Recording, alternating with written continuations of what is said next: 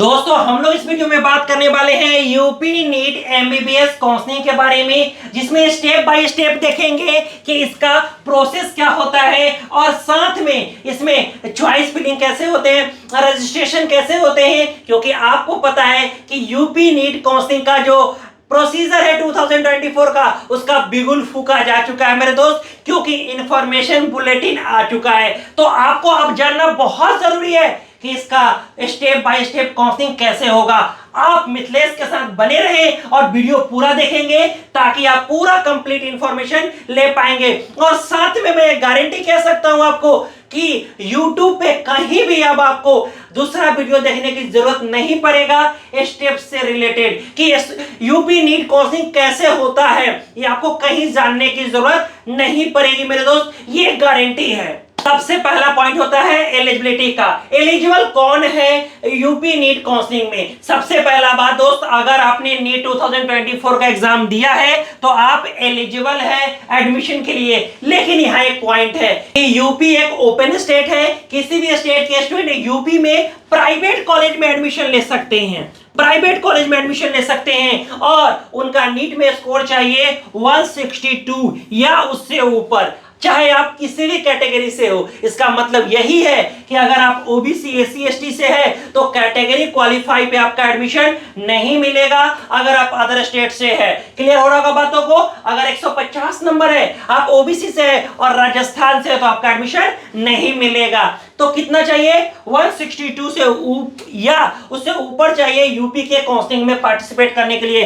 अगर आप यूपी से है तो आप ईडब्ल्यूएस या जनरल से है तो 162, और अगर आप एससी एसटी से है, ओबीसी से है तो आपको चाहिए 127 या उससे ऊपर। ये स्टूडेंट एलिजिबल है यूपी नीट काउंसलिंग में। एलिजिबिलिटी के बाद मेरे दोस्त सबसे पहला पॉइंट आता है रजिस्ट्रेशन। जी, आपको रजिस्ट्रेशन करना पड़ेगा यूपी नीट काउंसलिंग के लिए। जी, तो मेरे दोस्त ऑफिशियल वेबसाइट होगा www.upneet.gov.in। ये ऑफिशियल वेबसाइट है, इसी पे जाके आपको रजिस्ट्रेशन करना है। मैं अभी दिखा देता हूं upneet.gov.in, UP NEET 2024 UP counselling. यहीं पे आपको मेरे दोस्त दिख जाएगा registration for the state merit, लेकिन ये क्या आ जाएगा? यूपी नीट काउंसलिंग यहाँ पे डिस्प्ले कर दिया जाएगा। रजिस्ट्रेशन करने के समय ही आपको 2000 रुपया का पेमेंट करना पड़ेगा सारे कैंडिडेट को, चाहे यूपी से हो या आप यूपी से बाहर कैंडिडेट हो। उसके बाद डॉक्यूमेंट अपलोड करना पड़ेगा मेरे दोस्त,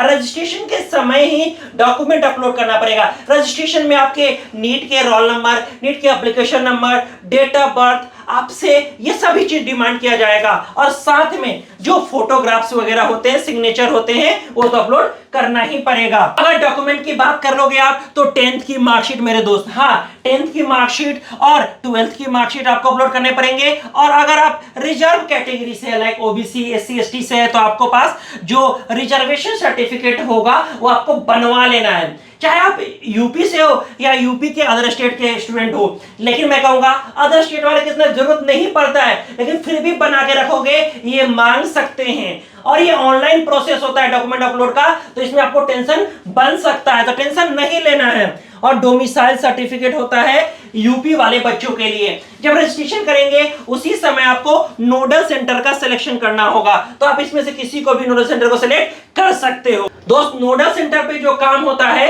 वो होता है अगर किसी स्टूडेंट को प्रॉब्लम हुआ तो वो ऑफलाइन जाके भी डॉक्यूमेंट वेरिफिकेशन करवा सकता है अगर ऑनलाइन नहीं हो पा रहा है तो। लेकिन पहला काम ऑनलाइन डॉक्यूमेंट वेरिफिकेशन का ही होगा।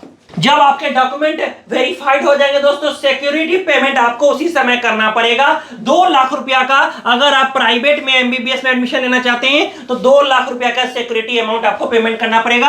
अगर बीडीएस में प्राइवेट लेना चाहते हैं तो 1 लाख रुपया का, और गवर्नमेंट कॉलेज चाहते हैं चाहे एमबीबीएस चाहे बीडीएस तो 30,000 का सिक्योरिटी अमाउंट।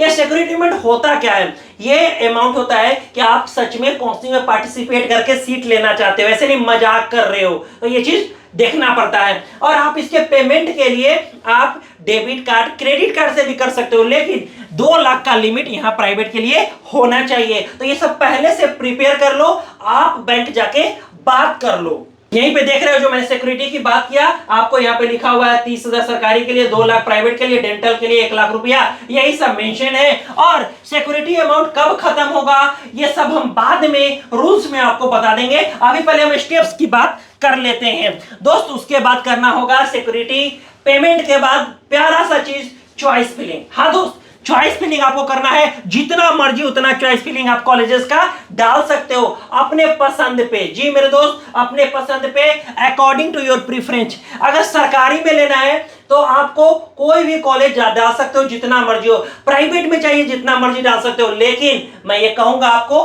कि अपना रैंक मार्क्स जान के ही चॉइस फिलिंग करेंगे। ये बहुत जरूरी है, कौन सा कॉलेज का क्या पेशेंट फ्लो है, कौन सा कॉलेज का क्या इंफ्रास्ट्रक्चर है, कौन सा कॉलेज का फैकल्टी कैसा है, ये सब बिना जाने हुए आप करेंगे तो पूरे सारे 5 साल अफसोस करेंगे। यहीं पे आप हमारे एक्सपर्ट से पूरी मदद ले सकते हैं काउंसलिंग के लिए। जो दिए गए नंबर है उस पर एक बार जरूर बात करें, एकदम जरूरी है, पूरी लाइफ का बात अभी चल रहा है मेरे दोस्त। तो आपको चॉइस फिलिंग करने के लिए आप चाहेंगे तो उसमें एडिटिंग भी कर सकते हैं। लाइक आप कभी 5वें नंबर पे उसको फिल कर दिया कॉलेज को, उसको ऊपर ले जा सकते हैं, वो स्लाइड करने का ऑप्शन उसमें मिलता है। क्लियर है? तो चॉइस फिलिंग में हम पूरा हेल्प करेंगे आपको मेरे दोस्त। नेक्स्ट जो बात पॉइंट आता है वो चॉइस फिलिंग के बाद एक डेट आएगा जिसमें अलॉटमेंट का डेट आएगा। अलॉटमेंट में आपको जो रैंक के अकॉर्डिंग मेरे दोस्त आपको एक कॉलेज अलॉट होगा। अगर आपके अच्छे रैंक है तो आपको यूपी नीट में गवर्नमेंट में मिलेगा, अगर थोड़ा सा कम है तो प्राइवेट में मिलेगा। जी प्राइवेट में मिलेगा। तो प्राइवेट में अगर एडमिशन मिल जाता है आपको वहां पे कंफर्म योर सीट, कंफर्म करना पड़ेगा अपने सीट को, या आप सेकेंड राउंड में पार्टिसिपेट कर सकते हो। और यहाँ पे फ्री एग्जिट का भी ऑप्शन दिया गया है, इसका मतलब आप राउंड 2 में जा सकते हो सीट अलॉटमेंट के बाद भी।